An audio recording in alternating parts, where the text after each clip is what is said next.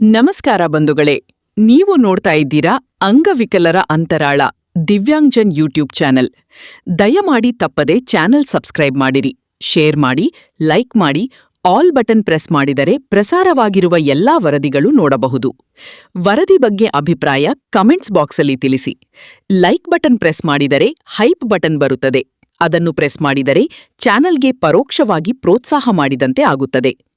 ವಿಶೇಷಚೇತನರ ಇಲಾಖೆಯ ಯೋಜನೆಗಳು, ಅಂಗವಿಕಲ ವ್ಯಕ್ತಿಗಳ ಹಕ್ಕುಗಳ ಅಧಿನಿಯಮ 2016ರ ಕಾಯ್ದೆಗಳನ್ನು ಕಾರ್ಯರೂಪಕ್ಕೆ ತರುವ ಮತ್ತು ಅದರ ಬಗ್ಗೆ ಜಾಗೃತಿ ಮೂಡಿಸುವಂತಹ ಪ್ರಾಮಾಣಿಕ ಪ್ರಯತ್ನ ಮಾಡಿರುವ ವರದಿಗಳು ಮಾತ್ರ ಪ್ರಸಾರ ಮಾಡಿ. ಅಂಗವಿಕಲರಿಗೆ ತಿಳುವಳಿಕೆ ಕೊಡಬೇಕು ಎಂಬ ಸದುದ್ದೇಶದಿಂದ ಕೆಲಸ ಮಾಡುತ್ತಿರುವ ಚಾನೆಲ್ ಇದಾಗಿದ್ದು, ಅಂದರೆ ಅಂಗವಿಕಲರು ತಮ್ಮ ಸಮಸ್ಯೆಗಳನ್ನು ಹೇಳಿಕೊಳ್ಳುವ, ಅವುಗಳಿಗೆ ಪರಿಹಾರ ಕಂಡುಕೊಳ್ಳಲು ಇದೊಂದು ಉತ್ತಮ ವೇದಿಕೆಯಾಗಿದೆ. ಕಾರಣ, ಇದರ ಸದುಪಯೋಗ ರಾಜ್ಯದ ಅಂಗವಿಕಲ ಬಂಧುಗಳು ಪಡೆಯಬೇಕೆಂದು ಚಾನೆಲ್ ಬಳಗ ಯಾವತ್ತೂ ಆಶಿಸುತ್ತದೆ. ನಮಸ್ಕಾರಗಳು. ನಕಲಿ ದಾಖಲೆ 83 ಲಕ್ಷ ಜನರಲ್ಲಿ 18.45 ಲಕ್ಷ ಮಂದಿಗೆ ಪೆನ್ಷನ್ ಸ್ಥಗಿತ. 45 ವರ್ಷಕ್ಕೆ ವೃದ್ಧಾಪ್ಯ ವೇತನ, ಅನರ್ಹರ ಜಾತಕ ಬಿಚ್ಚಿಟ್ಟ ತನಿಖೆ, ಪಿಂಚಣಿಯಲ್ಲಿ ಭಾರೀ ಫಿಲ್ಟರ್. ಇದು ಒಂದು ವರದಿ ಇದೆ, ಮಾಧ್ಯಮದಲ್ಲಿ ಬಂದಿದ್ದು ತಮಗೆ ಅರ್ಪಿಸ್ತಾ ಇದ್ದೀವಿ, ತಾವೆಲ್ಲ ಗಮನಿಸಿ. ನಕಲಿ ದಾಖಲೆಗಳನ್ನು ಸಲ್ಲಿಸಿ ಸರ್ಕಾರದ ವಿವಿಧ ಯೋಜನೆಗಳಡಿ ಪಿಂಚಣಿ ಪಡೆಯುತ್ತಿದ್ದ 18.45 ಲಕ್ಷಕ್ಕೂ ಅಧಿಕ ಅನರ್ಹ ಫಲಾನುಭವಿಗಳಿಗೆ ರಾಜ್ಯ ಸರ್ಕಾರದ ಶಾಕ್ ನೀಡಿದೆ. ಇಂಥವರ ಪಿಂಚಣಿ ಭಾಗ್ಯವನ್ನು ತಾತ್ಕಾಲಿಕವಾಗಿ ತಡೆ ಹಿಡಿದಿದ್ದು ಬೊಕ್ಕಸಕ್ಕಾಗುತ್ತಿದ್ದ ನಷ್ಟಕ್ಕೆ ಬ್ರೇಕ್ ಹಾಕಿದೆ.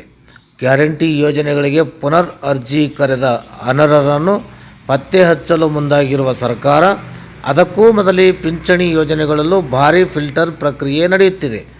ರಾಜ್ಯದಲ್ಲಿ ಒಟ್ಟು 83 ಲಕ್ಷ ಮಂದಿ ವಿವಿಧ ಯೋಜನೆಗಳಡಿ ಪಿಂಚಣಿ ಪಡೆಯುತ್ತಿದ್ದು, ಇದಕ್ಕಾಗಿ ಪ್ರತಿ ತಿಂಗಳು 840 ಕೋಟಿ ರೂಪಾಯಿ ಬಳಕೆಯಾಗುತ್ತಿತ್ತು. ಆದರೆ ನಕಲಿಗಳ ಹಾವಳಿಯಿಂದಾಗಿ ಅರ್ಹ ಫಲಾನುಭವಿಗಳಿಗೆ ವಂಚನೆಯಾಗುತ್ತಿರುವುದನ್ನು ತಡೆಯಲು ಸರ್ಕಾರ ಈ ಕ್ರಮಕ್ಕೆ ಮುಂದಾಗಿದೆ. 45 ವರ್ಷದವರೆಗೂ ವೇತನ, ಬಡತನ ರೇಖೆಗಿಂತ BPL ಕೆಳಗಿರುವ 60 ವರ್ಷ ಮತ್ತು ಅದಕ್ಕೂ ಮೇಲ್ಪಟ್ಟ ವಯೋಮಾನದ ಹಿರಿಯ ನಾಗರಿಕರು ಈ ಯೋಜನೆಯಡಿ ಮಾಶಾಸನ ಪಡೆಯಲು ಅರ್ಹರು. ಅವರ ವಾರ್ಷಿಕ ಆದಾಯ 32,000 ರೂಪಾಯಿಗಿಂತ ಕಡಿಮೆ ಇರಬೇಕು. ಫಲಾನುಭವಿಗಳು ವಿಧವಾ ವೇತನ, ಅಂಗವಿಕಲ ವೇತನ, ಸಂಧ್ಯಾ ಸುರಕ್ಷಾ ಯೋಜನೆ ಸೇರಿದಂತೆ ಯಾವುದೇ ರೀತಿಯ ಪಿಂಚಣಿಯನ್ನು ಸಾರ್ವಜನಿಕ ಅಥವಾ ಖಾಸಗಿ ಮೂಲಗಳಿಂದ ಪಡೆಯುತ್ತಿರಬಾರದು.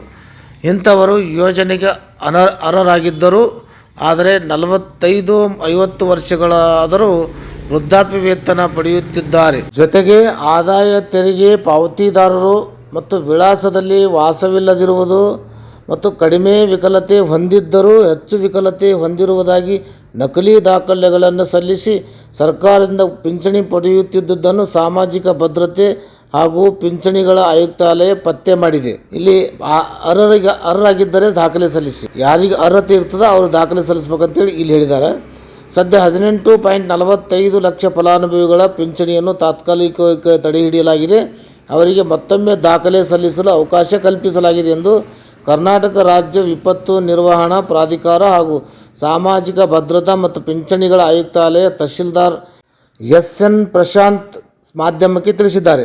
ಸಂಬಂಧಪಟ್ಟ ತಾಲೂಕಾ ತಹಶೀಲ್ದಾರರಿಗೆ ಆದಾಯ ಪ್ರಮಾಣ ಪತ್ರ, ಆಧಾರ ಪ್ರತಿ, ಮಂಜೂರಾತಿ ದಾಖಲಾತಿಗಳನ್ನು ಸಲ್ಲಿಸಬೇಕು. ಪರಿಶೀಲನೆ ಬಳಿಕ ಅರ್ಹರಿದ್ದರೆ ಪಿಂಚಣಿ ಮುಂದುವರಿಸಲಾಗುವುದು, ಅನರ್ಹರಾಗಿದ್ದರೆ ಯೋಜನೆಯಿಂದ ಕೈಬಿಡಲಾಗುವುದು. ಈ ಪ್ರಕ್ರಿಯೆಯನ್ನು 2 ವಾರದೊಳಗೆ ಪೂರ್ಣಗೊಳಿಸುವಂತೆ ತಹಶೀಲ್ದಾರ್ಗಳಿಗೆ ಸೂಚಿಸಲಾಗಿದೆ ಎಂದರು. ಒಟ್ಟು ಪಿಂಚಣಿ ಫಲಾನುಭವಿಗಳು 83 ಲಕ್ಷ. ಪ್ರತಿ ತಿಂಗಳು ಬಳಕೆಯಾಗುತ್ತಿದ್ದ ಮೊತ್ತ 840 ಕೋಟಿ ರೂಪಾಯಿ. ತಪಾಸಣೆಗೆ ಒಳಪಟ್ಟ ಸಂದೇಹಾಸ್ಪದರು 23.13 ಲಕ್ಷ. ಭೌತಿಕ ಪರಿಶೀಲನೆ ಪೂರ್ಣಗೊಂಡಿದ್ದು 20.64 ಲಕ್ಷ. ತಾತ್ಕಾಲಿಕವಾಗಿ ಪಿಂಚಣಿ ಸ್ಥಗಿತಗೊಂಡಿರುವುದು 18,45,805 ಮಂದಿ. ವಿಳಾಸದಲ್ಲಿ ವಾಸವಿಲ್ಲದವರು 2.53 ಲಕ್ಷಕ್ಕೂ ಅಧಿಕ. ಸೂಕ್ತ ದಾಖಲೆ ನೀಡದೇ ಇರುವವರು 15.43 ಲಕ್ಷಕ್ಕೂ ಅಧಿಕ. ಈ ಒಂದು ವರದಿ ಮಾಧ್ಯಮದಲ್ಲಿ ಬಂದಿರುವುದನ್ನು ರಾಜ್ಯದ ವಿಶೇಷಚೇತನರಿಗೆ ಮುಟ್ಟಿಸುವಂಥ ಮತ್ತು ತಲುಪಿಸುವಂಥ ಕೆಲಸ ಚಾನಲ್ ಮಾಡ್ತಾ ಇದೆ. ಈ ಒಂದು ವರದಿಯನ್ನು ಗಮನಿಸಿ ರಾಜ್ಯದ ವಿಶೇಷಚೇತನರು ತಮ್ಮ ಸೂಕ್ತ ದಾಖಲಾತಿಗಳನ್ನು ಸಂಬಂಧಪಟ್ಟ ತಹಶೀಲ್ದಾರಿಗೆ ಸಲ್ಲಿಸುವಂಥ ಕೆಲಸ ಆಗಬೇಕಂತೇಳಿ ಚಾನಲ್ ಎಲ್ಲ ವಿಶೇಷ ಚೇತನ ಕೇಳಿಕೊಂಡು ಈ ಒಂದು ವರದಿಯನ್ನು ಮುಗಿಸ್ತಾ ಇದ್ದೀವಿ. ನಮಸ್ಕಾರ, ಧನ್ಯವಾದಗಳು.